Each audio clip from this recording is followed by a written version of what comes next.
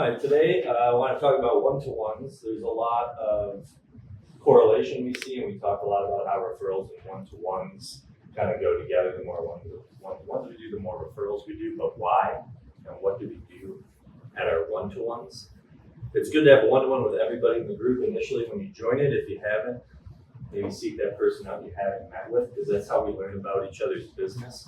In a typical one-to-one, especially the first one, you're going to want to split the time, about 30 minutes for each of you to talk about your business, explain what's a good referral, and kind of get deep into that, and gives the other person an opportunity to ask some questions.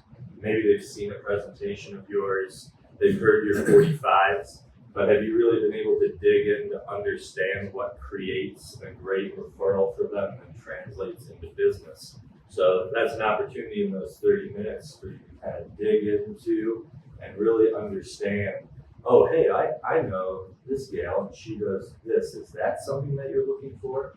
And just clarifying those threads so that you can understand better how to refer to that business. And then the next 30 minutes, get a chance to listen and ask questions to that person about their business. So you should walk away from the one-to-one as a business meeting, especially that first one, walk away from that one-to-one with maybe a list of a few people who you can refer them to, so that you kind of learn more about that as you go along. And then as time goes on and we go through our weekly meetings and we're out there finding things for people, it's good to have follow-up one-to-ones. Now, a lot of times those maybe are more informal.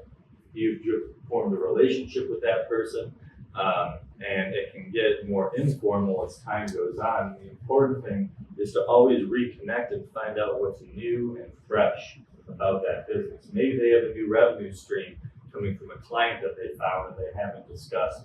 Maybe you remind them about something or someone you referred to them that could help them maybe have a better 10-minute presentation or something to ask for in a 45. So it's really a chance to brainstorm how I can find people business, and that's why those one-to-ones result to more referrals, is because we get together, we learn more, we're allowed to get deeper and ask those questions.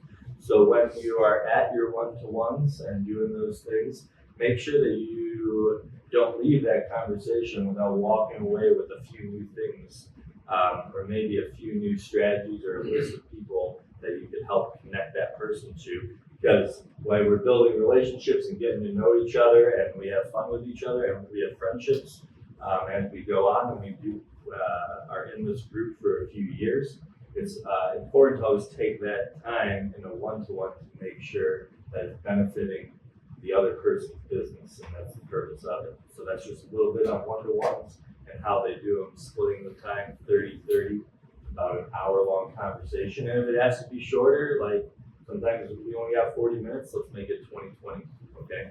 And really make it focus and dig into it to get more referrals for the group. Thanks for